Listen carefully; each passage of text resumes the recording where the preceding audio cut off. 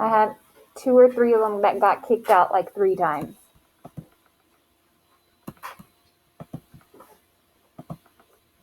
Okay, so I'm sharing the screen. If at some point it kicks you off and you can no longer see the screen, make sure to type it in the chat and let me know. Or you can say it out loud and I'll hear you in my headphones. So we're continuing with probability today. We started compound probability yesterday. We're going to use some of that today answering our questions. Before we start, go ahead and do your match up. You're matching up fractions with the fractions decimal.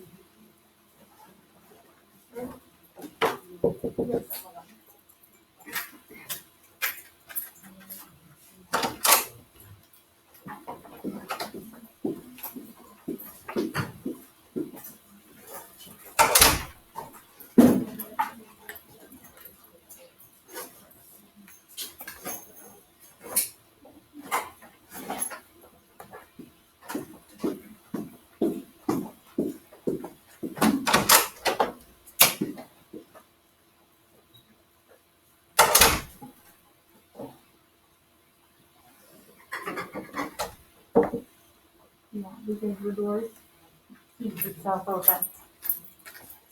2 people who still haven't started their matching, Cameron and Marvin.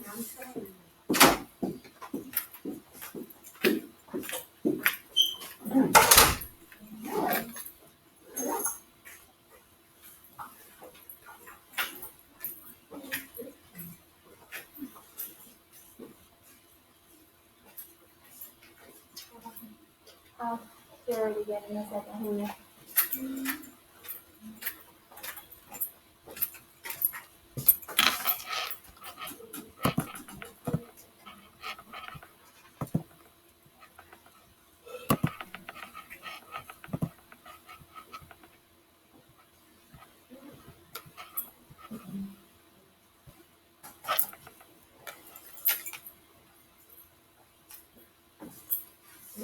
Remember, you have your benchmark sheets that you can use to figure out your decimals. It has your decimals on there. And I only did benchmark fractions for this.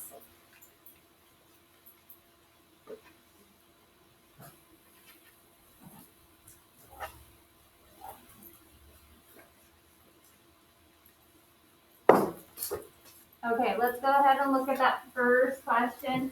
Make sure this first question gets written down in your notebook. So this is the first example. You're writing it down in your notebook.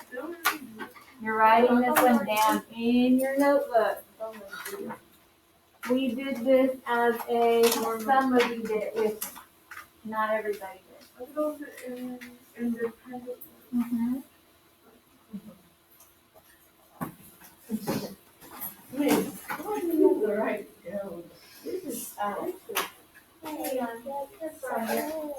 Stop complaining.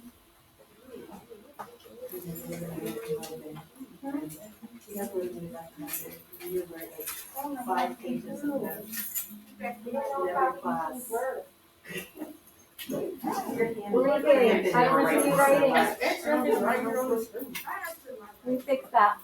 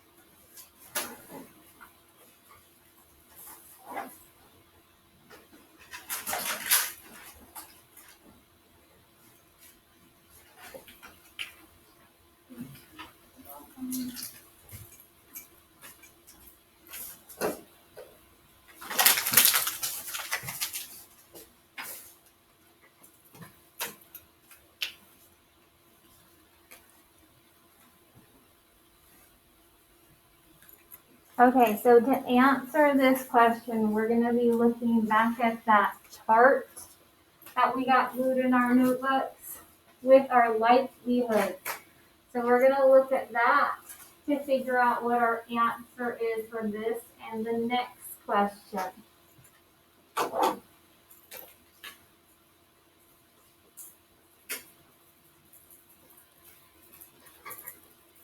So it says, in a bag of 12 marbles, there are 6 blue marbles and 6 red marbles. Paul randomly selects 4 blue marbles and 6 red marbles and does not put them back in the bag. What is the likelihood Paul will select a blue marble on his next try? Okay, so if I have 6 red marbles, and this is just to kind of show the difference between putting back and not putting back. So if I have 6 and 6, I have 12 marbles total. He took out 4 blue marbles, 1, 2, 3, 4, and he took out 6 red marbles, 1, 2, 3, 4, 5, 6. Okay. And can I grab Enrique just for a minute? Yes. Enrique. And he does not put them back. So if he is not putting those marbles back, how many blue marbles do I have left? 2. 2. And how many red marbles do I have left? I have 0. So if I look at my question, what is the likelihood Paul will select a blue marble? What is the likelihood that he'll select a blue marble? It is certain. Why is it certain? There are only blue marbles left. So it is certain that he will pick blue. Now, the difference between this and putting back. So, if I had the same question, but the only difference is he does put them back. So he took 4 blue marbles, he took 6 red marbles, but he put them all back. So then that means he has how many blue marbles left? 6. And how many red marbles left? 6. So then that would completely change the likelihood, right? Because then what would be the likelihood of him picking a blue marble? Would it? There's 6 blue and 6 red, so there's what kind of chance between the two? It's equally likely. So these words right here make a huge difference when it comes to our problem.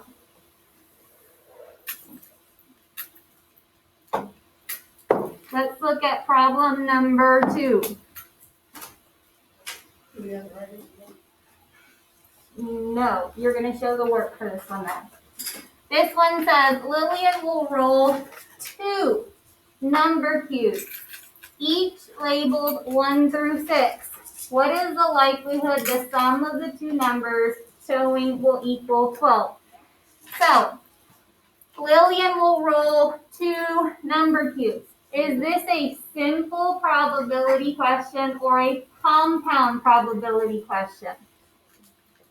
Remember, simple is when one event is happening. Compound is when 2 or more are happening. So what is this? Compound. Because she's rolling 2 number cubes. Once that turns into 2 or more, it is a compound probability problem. Each of them are labeled 1 through 6. What is the likelihood the sum of the 2 will equal 12? So we looked at 3 different models yesterday. We looked at, what is one of those models that we looked at yesterday? What did we use yesterday? We used lists, we used the tree diagram, and we used table. So we're going to use one of those 3 today to work this one out. So if I'm going to just use a table.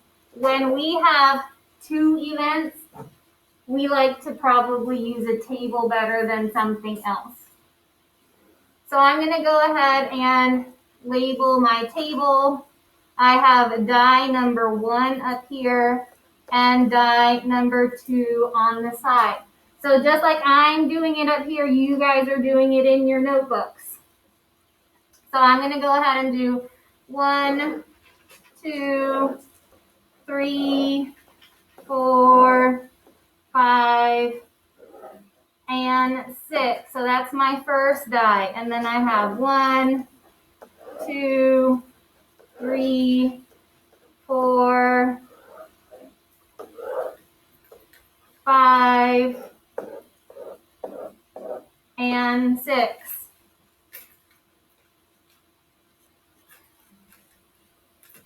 Tatiana, make sure you're working this out on your sheet.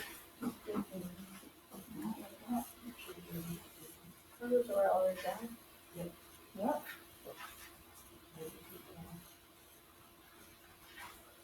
Once you've written your table down, if you want to start finding the sums, you can, and fill in your boxes.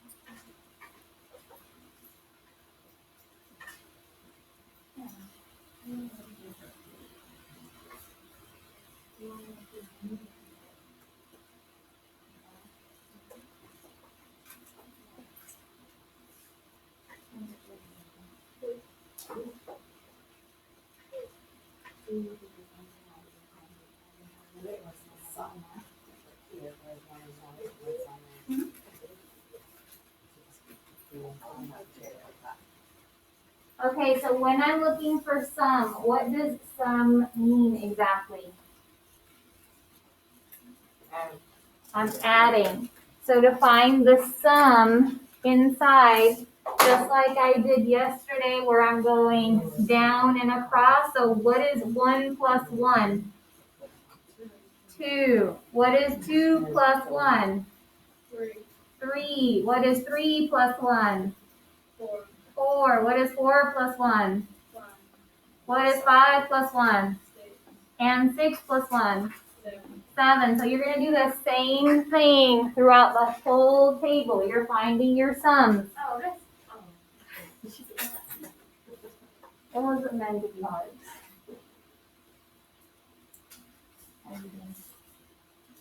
Okay, so you found your squares.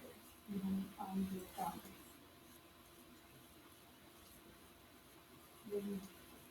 You found your squares. You don't find your sums. Now we have 1 in your sum. So it is 2. But they were that. To answer the question, you need to know which sum.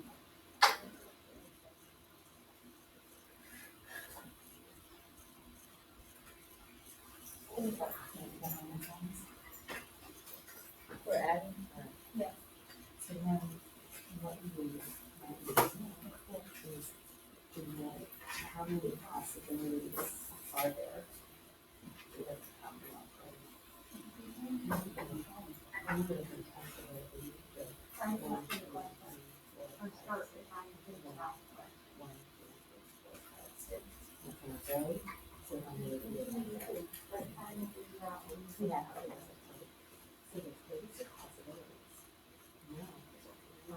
Maybe you can start like you did that. What is your, how many outcomes are there?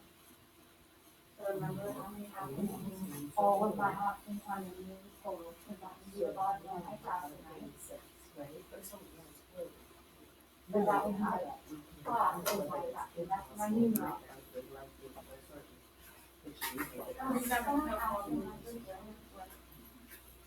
So this is.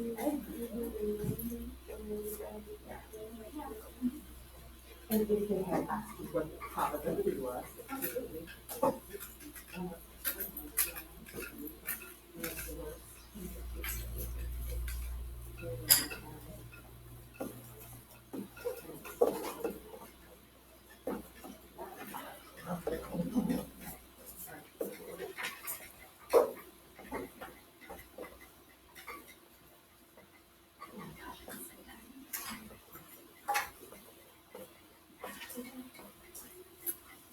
Okay, so once you find all of your sums, I'm going back to my question.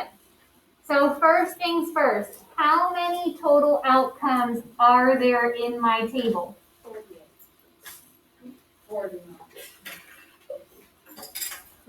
12. Why are you guessing? 48. So guessing, let me just like ring a ding ding. Guessing will not get you the right answer, especially when you guess so many times that, you know, it kind of loses the sense of everything.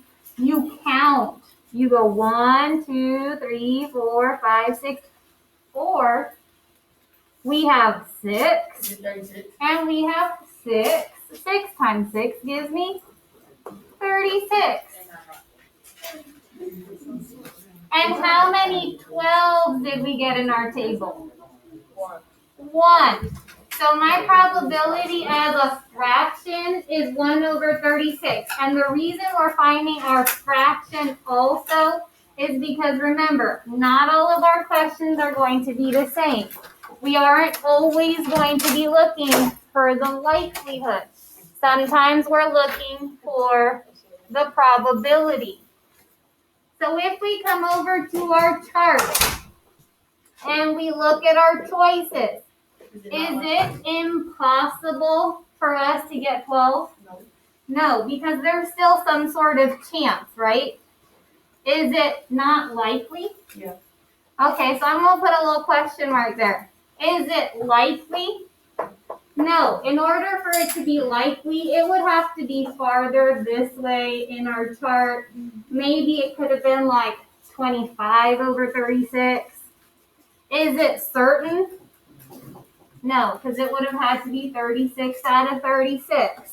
So our answer is not likely. So make sure you have this down, and we're going to go ahead and look at another question.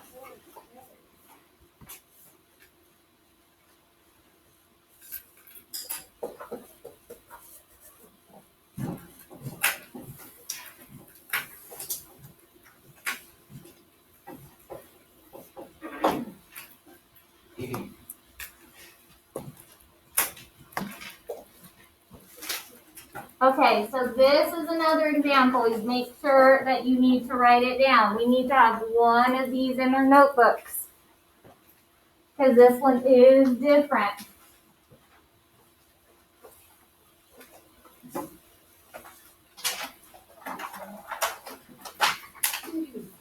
You write it down?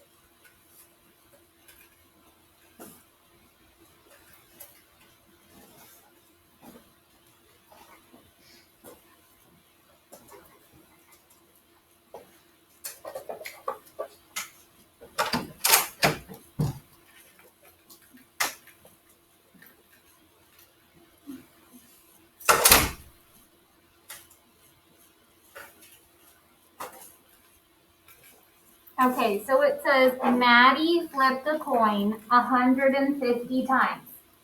How many times could Maddie expect the coin to land on tails? Okay, so this type of question is a little bit different. So let me just say something. I understand that some of us are like, we know the answer. But remember, I have to teach the class. So just because you know the answer doesn't mean I can just be like, yeah, give me the answer. No one needs to learn. No, that's not how this works. So Maddie flipped a coin 150 times. This is as if we were doing an experiment. And Maddie's going to be flipping her coin 150 times. But what some of us don't get when we're doing this question is that it's basic probability. So what is it expected to land on tails? So normally, what is the probability of a coin landing on tails? 50-50, which is what as a fraction? 1/2. I have 1 out of 2 chances of landing on tails. Well, now I have to take that fraction and I need to multiply it times my 150 to see what my total would be if I did it 150 times. Go ahead and solve that on your calculator, circle your answer and submit.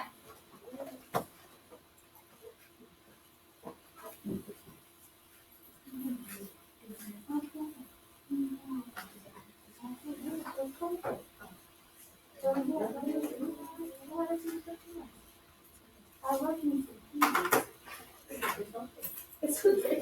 It's okay. Oh no, I'm going for this. Oh, Right, right.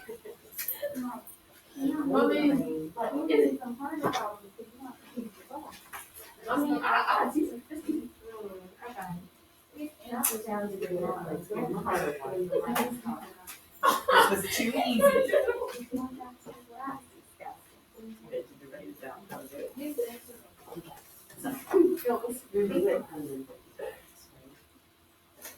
Yes, Jeremiah. Jeremiah says hello. Jeremiah Christian? So. No, Jeremiah said what's up too, and I don't feel like saying what's up.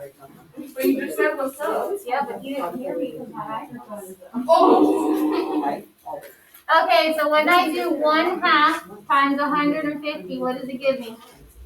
75. Oh, you just You gotta do 1/2 times 150. Some people are doing 1/2 divided by 150. You don't want to do that.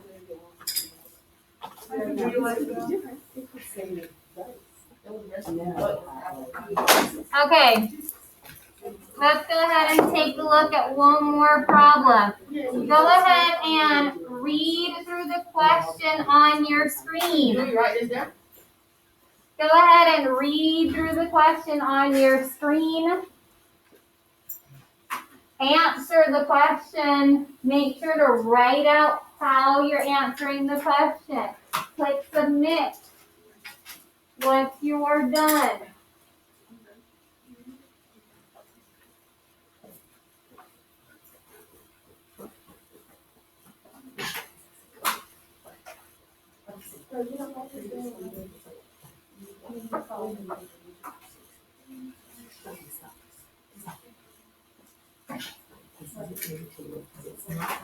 It's not you.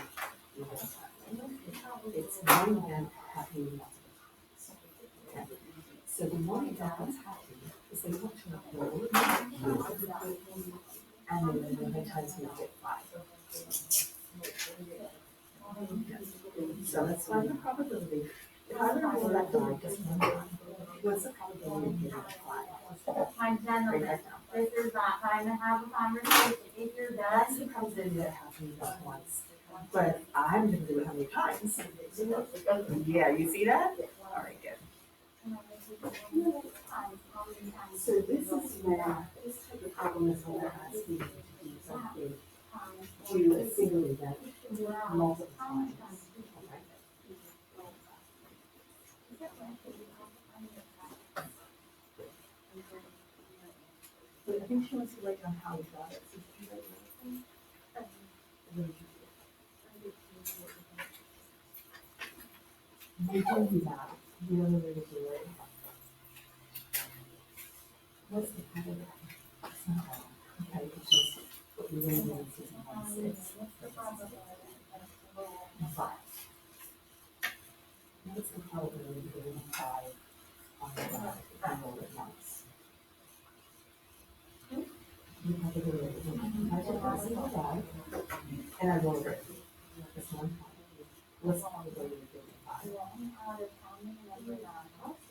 No, what's the probability? How many fives are on the dice? Out of how many dice? So it's 1/6. Times 48, which is the same as 48 times 6. And I don't know if you just divided by how many numbers are, right? Because what if they had asked me the probability of it being a 4 or 5, and it would be 2 6 times 48, right? I just want to make sure that we're clear on that.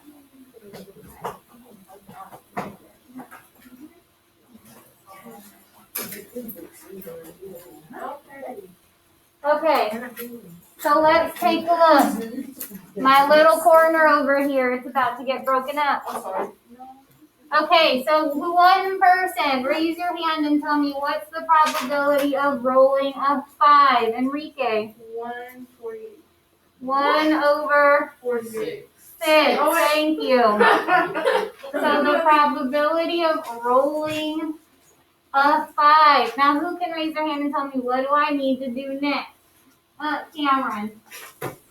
You need to time by 48. Times 48, and what does that give you? 8. 8, thank you much. Or you can do 48 times 6. Yes, sir.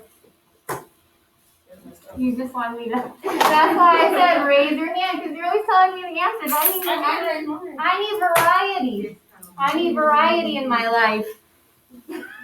You know, like a little bit of something else. Okay, so let's see what's going on. I gotta do my eyes. So. No. Like the class. Okay, we're gonna do one more problem. And it's not on your Nearpod, so you can go ahead and close your laptop for a minute. So I do the inside of your pocket. You can, yes.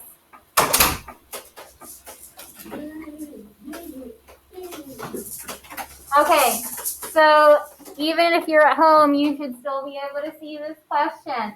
So this one's a little different. This one says the probability of winning a certain game is 5/8. If the game is played 500 times, about how many times would somebody be expected to lose? Okay, so we're going to read through it one more time.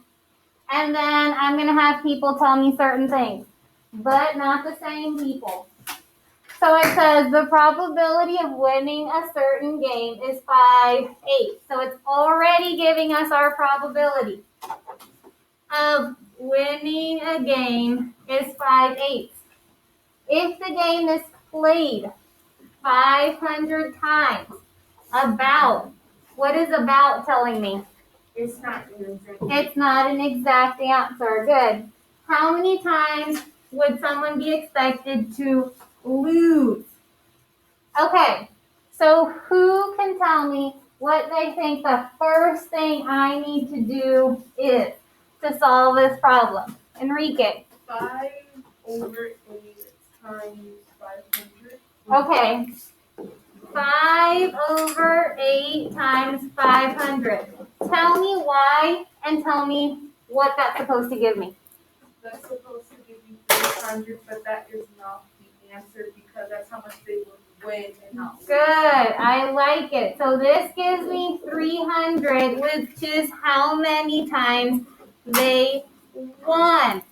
What do I need to do to figure out how many times they lost? Zahid. Subtract Subtract what? 500 500 minus 300, and that gives me 200. 200. Good. Very nice. So yes, that is not the only way to do it. There are other ways to do it. So I might have done, okay, 5/8 is how many times they won. I'm going to do 8/8 minus 5 over 8 to give me 3/8, which is how many times they lost. And then I might have done 300 times 3 over 8 times 500 to get my answer. So again, not the only way several ways to do it.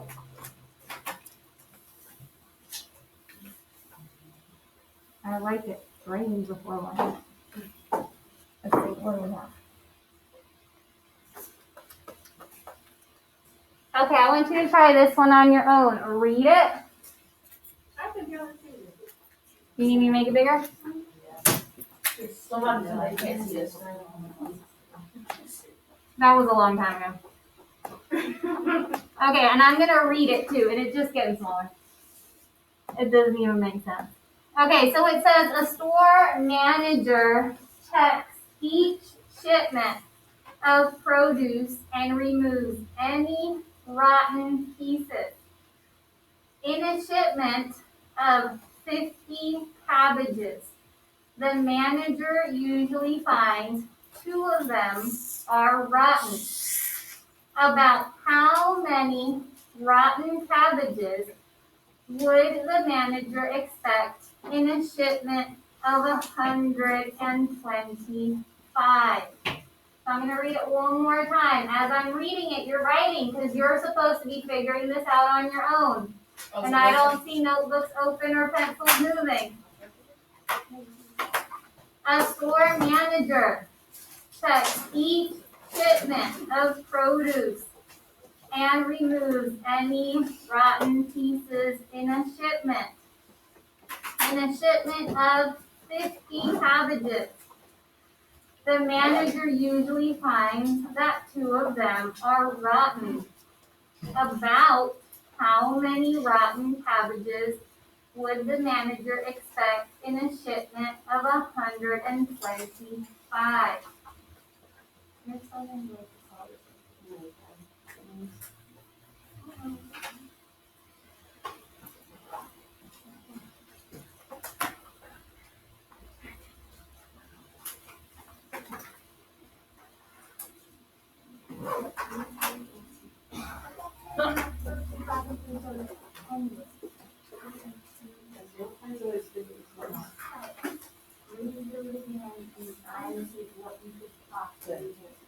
And you're looking for this as in fractions and numbers. How else could you solve it if you want to? Yeah, there's several different ways you guys can figure this out.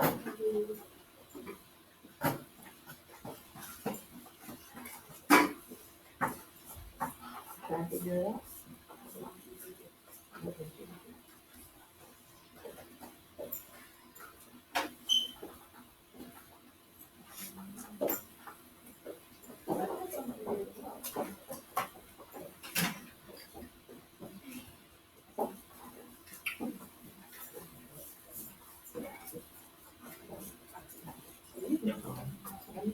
Show you how to do this one.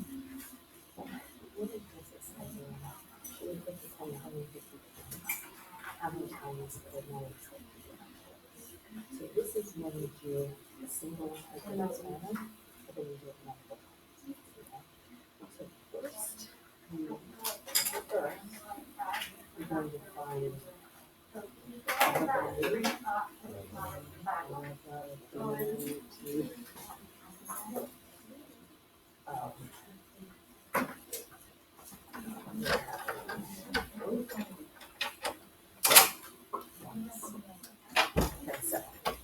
that's the coin. What is the probability? If I do it the same time that I would get close. Out of like 2, 1, 2. So 1/2 probability. Then 100 is not how many times am I going to do it? So I do it 150 times. Then when I do that, I have to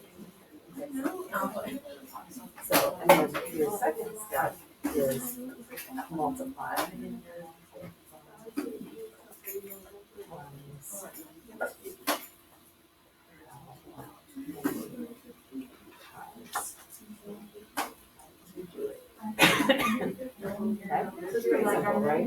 Right? So first you have to find Oh, no, like, getting that. why did we? Okay, let's take a look. And I'm gonna put you on the spot. Okay, so let's go ahead and look at this problem.